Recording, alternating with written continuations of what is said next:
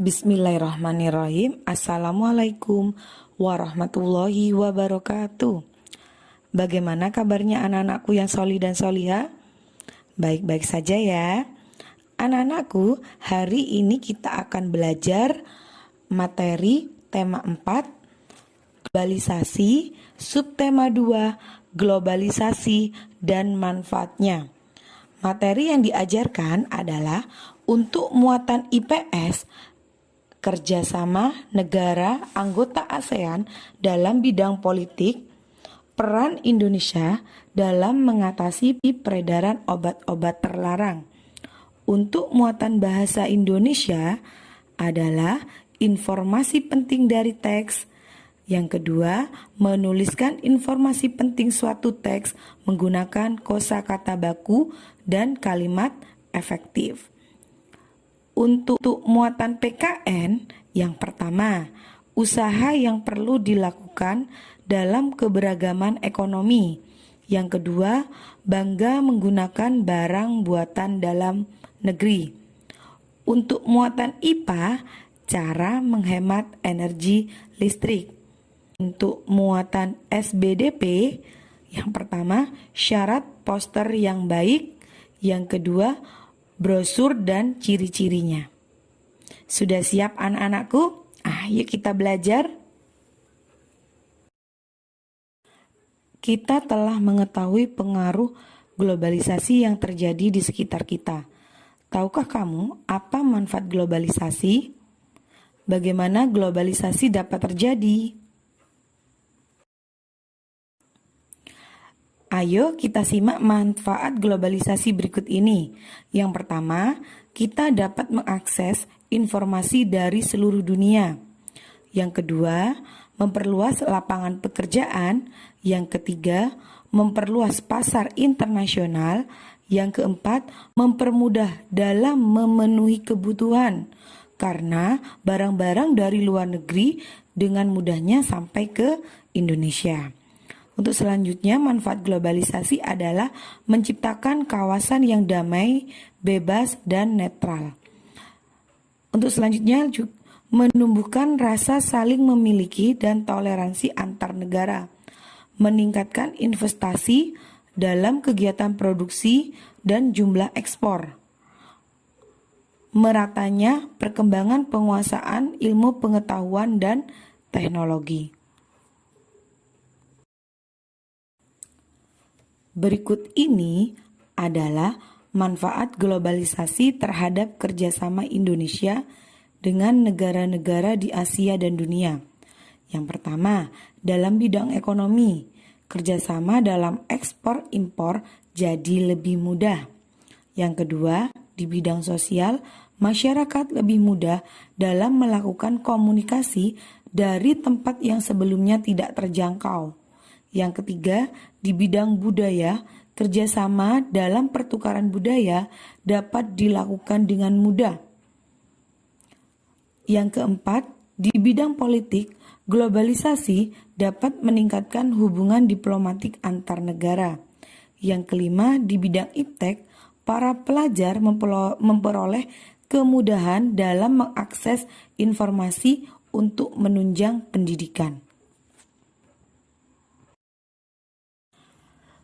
Bentuk kerjasama ASEAN di bidang politik. Yang pertama, pembentukan masyarakat politik keamanan ASEAN, ASEAN Political Security Community atau APSC. Peran Indonesia adalah membentuk masyarakat politik keamanan ASEAN, ASEAN Political Security Community atau APSC. Yang kedua, pertemuan rutin Menteri Pertahanan negara-negara ASEAN. Peran Indonesia adalah menghadiri pertemuan rutin Menteri Pertahanan negara-negara ASEAN. Yang ketiga, perjanjian kawasan damai, bebas, dan netral. Peran Indonesia di sini adalah mendukung kesepakatan wilayah Asia sebagai Joint Fund atau Zone of Peace, Freedom, and Neutrality, yang berarti kawasan yang damai, bebas, dan netral. Yang keempat, perjanjian ekstradisi ASEAN. Peran Indonesia adalah menegakkan perjanjian ekstradisi dengan memulangkan pelaku kasus kriminal dari negara-negara anggota ASEAN yang melarikan diri ke Indonesia. Yang kelima, perjanjian negara bebas nuklir. Peran Indonesia adalah mendukung kesepakatan perjanjian negara bebas nuklir. Yang keenam, pengiriman duta besar dan konsulat. Peran Indonesia di sini adalah mengirim duta besar dan konsulat ke berbagai negara. Peran Indonesia dalam kerjasama mengatasi peredaran obat-obatan terlarang. Peredaran obat-obatan terlarang menjadi kejahatan lintas negara yang harus diatasi oleh negara-negara ASEAN. Obat-obatan terlarang memberikan dampak negatif terhadap generasi muda. Indonesia ikut berperan dalam kerjasama memberantas peredaran obat terlarang. Kepolisian Indonesia seringkali menangkap pelaku peredaran obat terlarang yang berasal dari negara anggota ASEAN yang lain. Indonesia kemudian memberikan hukuman terhadap pelaku sebagai efek jera dan mengurangi peredaran obat terlarang di masyarakat. Drug Free ASEAN 2015 merupakan komitmen untuk menghapus produksi, pengolahan, perdagangan, dan konsumsi obat-obat terlarang sebelum tahun 2015. Sebagai suatu komitmen kawasan, setiap negara anggota ASEAN berkontribusi dalam upaya pencapaian sasaran Drug Free ASEAN 2015 dengan memberikan dukungan politik secara penuh untuk bersama-sama menghadapi ancaman peredaran obat-obat terlarang. Kerjasama ini membuahkan hasil dengan banyak terungkapnya kejahatan obat-obatan terlarang. Sekarang kita akan belajar menemukan informasi penting dari teks yang dibacakan. Langkah-langkah menemukan informasi penting dari teks yang dibacakan yaitu: yang pertama, dengarkan teks yang dibacakan dengan cermat. Yang kedua, catatlah informasi penting dari teks. Yang ketiga, kembangkanlah informasi tersebut menjadi kalimat yang utuh. Untuk selanjutnya adalah rangkailah kalimat tersebut hingga menjadi paragraf baru. Kemudian sampaikanlah secara lisan kepada teman-temanmu. Menuliskan informasi penting dari teks yang didengar. Informasi penting yang kamu temukan dari mendengarkan teks juga dapat kamu sampaikan dalam bentuk tertulis. Dengarkan teks dengan seksama, tulis informasi penting yang kamu temukan, tuliskan dalam bentuk kalimat efektif dan menggunakan kata-kata yang baku. Menuliskan informasi penting suatu teks menggunakan kosakata baku dalam kalimat efektif. Informasi yang sudah kamu temukan dalam teks dapat kamu tuliskan menggunakan kalimat efektif. Kalimat efektif dituliskan menggunakan kosakata yang sesuai konteks dan tidak bermakna ganda atau rancu. Kamu dapat menggunakan kosakata baku untuk menuliskan kalimat efektif. Contoh kosakata tidak baku dan kosakata baku. Yang pertama adalah project, sedangkan kosakata bakunya adalah proyek. J diganti menjadi Y. Untuk contoh yang kedua adalah energi, sedangkan kosakata bakunya adalah energi. Jadi huruf terakhir Y diganti menjadi huruf terakhirnya menjadi I. Yang ketiga adalah mensalurkan. Menjadi kosakata bakunya menyalurkan. Karena kosakata dalam bahasa Indonesia kata yang awalannya itu K, S, T atau B akan menjadi luruh atau hilang ketika menjumpai imbuhan me, sehingga mensalurkan menjadi menyalurkan. Untuk contoh yang keempat adalah dinikmati. Dengan antara di dan nikmati itu terpisah. Kosakata bakunya dinikmati, digabung. Kenapa kok digabung? Karena ini bukan nama tempat. Globalisasi membawa banyak manfaat bagi masyarakat dunia. Warga dunia mempunyai banyak kesempatan untuk mengembangkan dirinya, sehingga ini akan menciptakan keberagaman kegiatan ekonomi. Keberagaman kegiatan ekonomi selain itu dapat disebabkan oleh potensi dan semangat kerja keras yang dimiliki oleh para pelakunya. Potensi harus terus-menerus diasah dengan rajin berlatih dan tidak mudah putus asa. Mengembangkan potensi diri untuk menghadapi era globalisasi. Misalnya memiliki potensi berenang. Usaha untuk mengembangkan dirinya adalah berlatih renang dengan rutin dan didampingi pelatih. Membuat mosaik dan kolase. Usaha untuk mengembangkan dirinya misalnya dengan berlatih terus-menerus menciptakan kreasi mosaik dan kolase dengan giat. Potensi yang dimiliki misalnya adalah menggambar. Usaha untuk mengembangkan diri adalah dengan sering menggambar dan belajar berbagai teknik menggambar. Apa potensi yang kamu miliki? Apakah potensi yang kamu miliki sudah cukup untuk menghadapi era globalisasi? Ayo kita persiapkan potensi kita agar selalu kita asah. Menghormati dan menghargai keberagaman kegiatan ekonomi.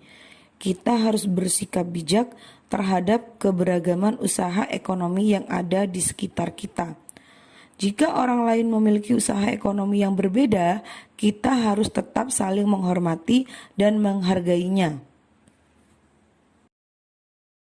Menghormati dan menghargai usaha orang lain merupakan salah satu upaya untuk mendukung keberhasilan perekonomian bangsa. Karena usaha ekonomi yang berhasil turut memperkuat perekonomian bangsa, sehingga kesejahteraan masyarakat dapat ditingkatkan. Mencintai tanah air dapat diwujudkan dalam berbagai hal, salah satunya dengan bangga menggunakan barang buatan dalam negeri. Manfaat menggunakan barang buatan dalam negeri adalah yang pertama, memupuk rasa cinta tanah air, yang kedua, memajukan industri dan produsen dalam negeri, yang ketiga, meningkatkan kesejahteraan masyarakat, yang keempat, mendorong perkembangan pembangunan nasional dalam bidang perekonomian. Yang kelima, ikut melestarikan dan mengenalkan barang buatan negeri kepada masyarakat dunia. Yang keenam, membantu mematenkan barang buatan dalam negeri sebagai barang asli Indonesia. Globalisasi dapat terjadi antara lain karena adanya energi listrik. Sehingga saat ini kebutuhan manusia terhadap listrik semakin meningkat. Konsumsi energi listrik baik untuk kegiatan rumah tangga, perkantoran, atau industri juga akan meningkat. Padahal pasokan energi listrik di Indonesia yang dihasilkan oleh pembangkit listrik belum mencukupi semua keperluan tersebut. Sehingga kita harus bijak menggunakan energi listrik yaitu dengan cara melakukan penghematan listrik. Berikut adalah beberapa cara yang dapat dilakukan untuk menghemat listrik. Yang pertama, dengan membatasi waktu menonton televisi. Yang kedua, mencabut kabel dari stop kontak apabila sudah tidak digunakan. Jangan biarkan pengisi daya telepon seluler atau laptop terpasang di stop kontak semalaman. Matikan saklar lampu saat kondisi ruangan cukup cahaya. Jadi kalau siang hari lampu dimatikan. Menggunakan peralatan elektronik yang mempunyai daya kecil dan menggunakan alat elektronik secara bergantian. Mematikan kipas angin atau pendingin ruangan ketika udara sedang sejuk. Memasang daya listrik di rumah sesuai keperluan. Mengganti lampu dengan daya yang lebih kecil. Lampu LED merupakan jenis lampu yang memiliki tingkat efisiensi listrik paling tinggi, sehingga energi listrik yang digunakan jauh lebih hemat dibandingkan lampu pijar, dan cahaya yang dihasilkan lebih terang. Pemborosan energi listrik dapat menyebabkan beberapa dampak negatif yang dapat merugikan manusia. Ayo kita simak dampak pemborosan energi listrik. Yang pertama, pemanasan global. Energi listrik yang digunakan hingga melebihi batas akan menghasilkan energi panas. Energi panas dapat menyebabkan terjadinya pemanasan global. Pemanasan global akan menyebabkan naiknya permukaan air laut dan meningkatnya intensitas cuaca ekstrim. Dampak pemborosan energi listrik yang kedua adalah sumber energi akan berkurang. Sumber energi yang digunakan untuk menghasilkan energi listrik mayoritas berasal dari bahan bakar fosil. Bahan bakar fosil merupakan sumber energi yang tidak dapat diperbarui, sehingga semakin banyak penggunaan energi listrik, penggunaan bahan bakar fosil semakin besar pula. Akibatnya, cadangan bahan bakar fosil akan semakin berkurang. Dampak pemborosan energi listrik yang ketiga adalah biaya pengeluaran membesar. Penggunaan energi listrik yang berlebihan akan mengakibatkan jumlah energi listrik yang terpakai juga semakin besar. Jumlah energi listrik yang terpakai dapat dilihat pada kWh meter. Jika nilai kWh semakin besar, biaya listrik yang ditanggung juga semakin besar. Nah, sekarang kita akan melakukan gerakan hemat energi baik di sekolah maupun di rumah. Yuk kita buat poster yang berisi ajakan untuk melakukan sikap hidup hemat listrik. Nah, sebelum membuat poster, kita lihat dulu syarat poster yang baik. Syarat poster yang baik yang pertama adalah tulisan yang ada di dalam poster harus jelas dan mudah terbaca. Yang kedua, susunan kalimat dalam poster harus singkat, padat, dan jelas. Yang ketiga, poster dilengkapi dengan gambar yang menarik. Hal-hal yang perlu diperhatikan Dalam membuat poster, yang pertama adalah jenis huruf sebaiknya menggunakan huruf yang mudah dibaca.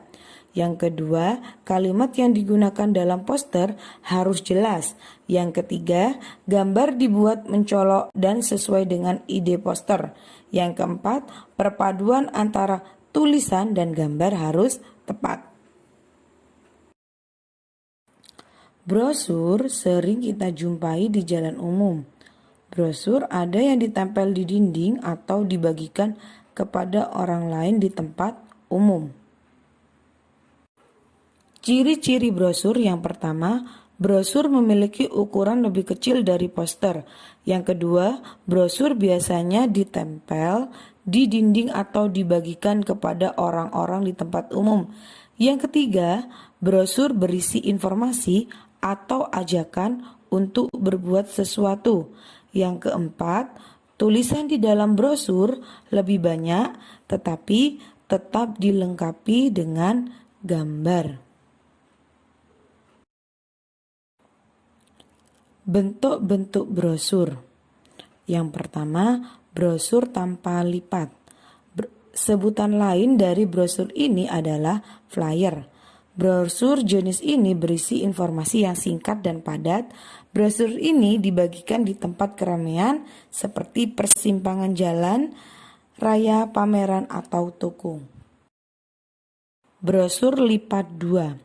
Brosur jenis ini dilipat menjadi 2 sehingga memiliki 4 halaman. Jika ingin menggunakan gambar yang lebih besar, dapat menggunakan brosur jenis ini. Brosur lipat 3. Brosur jenis ini sering digunakan untuk mempromosikan suatu produk. Pada brosur ini terdapat 6 halaman. Tahapan dalam membuat brosur. Yang pertama, menentukan tema dan ide yang akan disampaikan dalam brosur. Yang kedua, memilih jenis brosur yang akan dibuat. Yang ketiga, memilih judul yang menarik. Yang keempat, mengatur tulisan pada informasi agar lebih mudah dibaca. Yang terakhir adalah menyesuaikan ukuran gambar dengan tulisan. Alhamdulillah, pembelajaran hari ini sudah selesai. Anak-anakku yang solih dan solihah, semoga tetap semangat belajar dan sehat selalu. Sampai di sini dulu pembelajarannya ya. Wassalamualaikum warahmatullahi wabarakatuh.